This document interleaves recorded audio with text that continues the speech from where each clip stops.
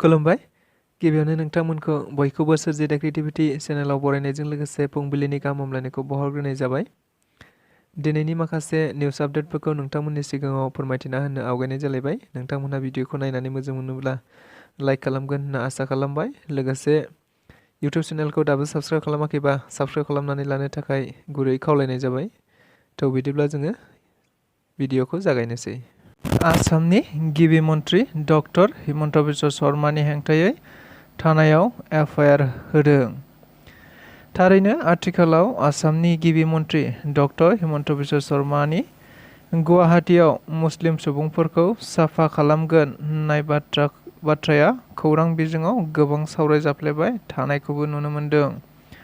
लोगोसे गोबां राजखान्थि दोलोफोराबो बिथांखौ बायदि रावजों सोंखारिनायखौबो जोङो खौरांगिरिफोरनि गेजेरजों नुनो मोनबाय थादों। नंगौ, बेबायदियैनो मैया कंग्रेस दोलोनि नेहाथारि गर्जन मोसाहारि बिथाङाबो गिबि मन्थ्रिखौ बे बाथ्रानि थाखाय जोबोद सोंखारिनायखौ नुनो मोननाय जादों, जेराव बिथाङा गिबि मन्थ्रिया आसामखौ बोखावनो नागिरदों, आसामाव थानाय गुबुन गुबुन हारिनि सुबुंफोरखौ हिंसा खालामो, बिसोरखौ असमिया नङा होनना बुङो। बेनि अनगायैबो बिथाङा मुस्लिम सुबुंफोरखौ गुवाहाटीनि गोबां जायगानिफ्राय होखारगोन होनना बुंदों, जायनि थाखाय बिथां गर्जन मोसाहारिया आसामनि गिबि मन्थ्रिखौ बेबायदि आसामखौ बोखावनाय बाथ्राखौ बुंनो नाङामोन होनना बुंनानै सोंखारिनायजों लोगोसे बिथां गिबि मन्थ्रिखौ थानायाव केस होनाय जादों होननानै खौराङाव मिथिनो मोननाय जादों। मंगलाजरा दालाइसा दुलाराय बर' फरायसा आफादनि गिबि आफादगिरिनि गोथार श्राद्धखौ मैया बंशीजरा गामिनि गावनि नखरावनो गाजा गोमजायै खुंफुंनाय जाबाय। मख'जाथावदि बिथां धनन्जय ब्रह्मआ गोबाव सम बायदि रोखोम गोबां बेरामजों साग्लोबजानानै थांनाय 8 जुलाइ खालि गुवाहाटीनि नेमकेयार देहा फाहामसालियाव गावनि जोबथा हांखौ बोनाय जादोंमोन। मिथिनाय बायदिब्ला धनन्जय ब्रह्म बिथाङा मंगलाजरा दालाइसा दुलाराय बर' फरायसा आफादनि गिबिसिन आफादगिरि बिबानखौ रुजुननानै गोबाव बोसोर समहालागै बिथाङा आफादगिरि मासिखौ सामलायबोबाय थादोंमोन। बेनि अनगायैबो पर्बतजरा जिल्ला बर' थुनलाइ आफादनि लोगो आफादगिरि बिबानाव थानानैबो गोबाव बोसोर बर' हारिनि थाखाय खामानि मावबोनायखौ जोङो नुनो मोनबाय थानाय जादोंमोन। थारैनो बिथाङा गोबाव सम हारिनि जौगाखांनायनि थाखाय गोबां बायदि बायदि आफादफोराव थानानै बिहोमा होलांबाय थानाय जादोंमोन। नंगौ, थारैनो मैयानि बिथां गेदेमानि जिउ जारिमिननि सोमोन्दै गांसे बिसम्बिबो बेखेवनाय जायो होननानै मिथिनो मोनदों। लोगोसे मैयानि बे बिथांनि जिउ जारिमिन गांसे बिसम्बिखौ पर्बतजरा जिल्ला बर' थुनलाइ आफादनि मानगोनां आफादगिरि अम्बिका गैया हाज'वारि बिथाङा बेखेवनानै होनाय जायो होननानै मिथिनो मोननाय जादों। बेजों लोगोसे मैयानि बिथांनि गोथार श्राद्धआव पर्बतजरा जिल्ला बर' थुनलाइ आफादनि बिबानगिरिफोरजों लोगोसे दुलाराय बर' फरायसा आफाद, ट्राइबेल संघनि आफादगिरि लोगोसे गोबां मेलेमजिबि आरो गासै फोरोंगिरि बिथांमोनखौनो बाहागो लानाय नुनो मोननाय जादोंमोन।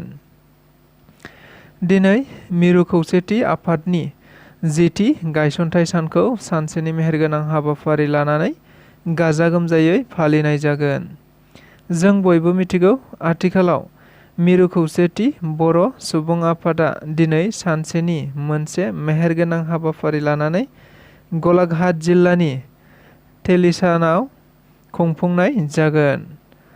मख'जाथावदि खौरां बिजोङाव फोरमायनाय बायदिब्ला दिनै फुंनिफ्रायनो आफादनि फिरफिरा उरायहोगोन, मुंख्लं खाम्फायाव बिबार बावनाय जागोन। बेजों लोगोसेनो 10 रिंगानिफ्रायनो गुन गोनां बांसिन नाम्बार मोननाय फरायसुला फरायसुलि बिथांमोनखौ मान बावगोन आरो बे मानखौ बावगोन BKWSCनि मानगोनां EM आरो दैदेनगिरि बिथांमोनहा। मिथिनो मोनबावनाय बायदिब्ला दिनैनि गेवलां मेल हाबाफारियाव गाहाय आलासि महरै बाहागो लाफैगोन बिटिआरनि आयेन आफादनि बुंथिगिरि खाथिराम बर' बिथाङा होननानै खौसेथि बर' सुबुं आफादनि बिबानगिरिफोरा खौरांगिरिफोरनि गेजेरजों बुंथिनानै होदों। गसाइगाव बिअनि मावख'आव दुलाराय आसाम ओंखाम संग्रा आफादा 2 घन्टा धरना हाबाफारि लादों। मिथिनाय बायदिब्ला आसामाव गासै फरायसालिफोरावनो गोबां आइजोफोरा ओंखाम संग्रा खामानि मावनानै दं। नाथायबा बिथांमोनहा गोबां खस्थ'नि गेजेरजों 1000 दान बान्थाखौ लानानैनो मावगासिनो थानायखौ नुनो मोनदों। सोरबाया नाथाय आरोबाव बेनि गेजेरावनो आजिरा मोनसिगोन। मख'जाथावदि बिथांमोनहा खौरांगिरिफोरनि सिगाङाव बुंथिनाय बायदिब्ला बिथांमोनहा 2005 मायथाइनिफ्रायनो दासिम दानसेयाव 1000 रांजोंनो गोबां खस्थ'जों मावबोगासिनो दं। नाथायबा दानि मुगाया 1000 रांजों सोलिला। 60 बोसोर बैसो जाखांनायनि उनावबो पेन्सन होनाय आरो दानसेनि गेजेरावनो गावसोरनि दान बान्थाखौ 10,000 सिम खालामनो थाखाय आसामनि सोलोंथाइ मन्थ्रि बिथांनिसिम दाबिफोरखौ दिखांनाय जायो। बेजों लोगोसे जुदि बेफोर दाबिफोरखौ थाबैनो मानिनानै लायाब्ला बेनिख्रुइ बांसिन आरोबाव गोख्रोङै सोमावसारनाय जाबावगोन होनना बिथांमोनहा खौरांगिरिफोरनि गेजेरजों बुंथिना होदों। नलबारि जिल्ला UBPF आफादखौ दानानै लानाय जाबाय। मिथिनाय बायदिब्ला थांनाय बावैसो सान सिगां बे गोदान आफादा UBPO निफ्राय गावनानै जोनोम मोननाय मोनसे आफाद, जेराव बे आफादा गुबैयै BTRनि बायजोआव थानाय बर'फोरनि गांनाय उखैनाय आरो बर' हारिखौ गासै बिथिङाव जौगाहोनाय खौसेथि लाखिनाय थांखिजोंनो दानाय बे मोनसे आफाद। थारैनो UBPFनि मिरु आफादखौ दाखांनायनि उनावनो दायो गुबुन गुबुन जिल्ला आफादफोरखौ फारियै दानानै लाबाय थानायखौबो नुनो मोनबाय थानाय जादों। थिग बेबायदिनो मैया आरोबाव नलबारि जिल्ला आफादखौबो दानानै लानाय जायो होनना मिथिनो मोनदों, जेराव मिथिनो मोननाय बायदिब्ला बे जिल्ला आफादनि आफादगिरि महरै धनन चन्द्र ब्रह्म आरो गाहाय नेहाथारि महरै जोंसार स्वर्गयारी बिथांमोनखौनो लानानै गोदान आफाद नलबारि जिल्लाखौ दानानै लानाय जायो होननानै खौराङाव मिथिनो मोननाय जादों। आरोबाव सासे घुस लाग्रा सरखारि मावसुमाखौ हमनो मोननाय जादों। जों बयबो मिथिगौ, आथिखालाव आसामनि गिबि मन्थ्रि डक्टर हिमन्त बिश्व शर्मा बिथाङा रायजोआव कारापसन गैयै खालामनो थांखिजों गोख्रों हाबा मावबाय थानाय जादों। थारैनो जेखि जाया अफिसफोरावनो सुबुंफोरानो हाबा मावनानै होनांगौनि थाखाय सरखारि मावसुमाफोरानो रां घुस लानायखौ नुनो मोनबाय थानाय जादों।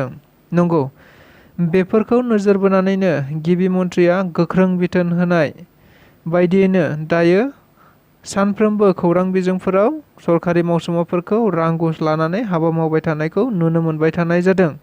थिग बेबायदिनो मैया आरोबाव आसामनि गिबि मन्थ्रि डक्टर हिमन्त बिश्व शर्मानि गोख्रों बिथोनाव बेबायदिनो नगाव जिल्लानि BO अफिसाव मावग्रा सासे सरखारि मावसुमा जुनियर एसिस्टेन्ट बिबानाव खामानि मावग्रा बिपुल मेसखौ डाइरेक्टर अफ भिजिलेन्स आरो एन्टि कारापसन हानजाया हमनो मोननाय जादों होननानै सुलुंनिफ्राय मिथिनो मोननाय जादों।